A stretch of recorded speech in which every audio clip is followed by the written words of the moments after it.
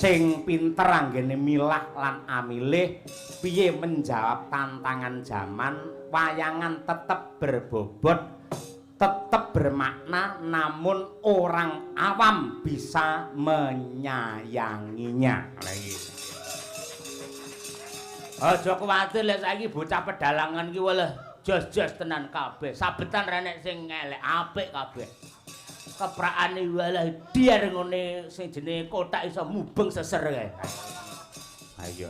Urung bab seni rupa wayang racake do ngerti karo wanda iso nyurek, iso mulas, iso natah lan uga iso nggapit wayang. Wih lho pokoke mumpuni sak kabehe.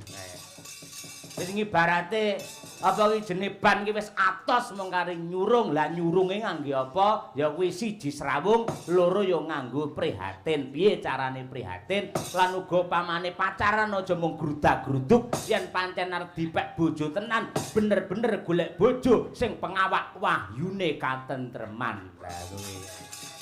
Ya kabeh mau pinurba dening Gusti ingkang nyipta jagat pancen keparenge kaya ngono. Mula yen ana sing arani sosok dalang ketrima ngoten yen kangge kula mboten wonten. Marai kendhu anggene wong sinau. Ingkang saged nuwun sewu dipun tresnani dipun gemari kalian masyarakat menika dalang ingkang peka kalian menapa ing dados kekarepanipun sedaya para penonton lah menika.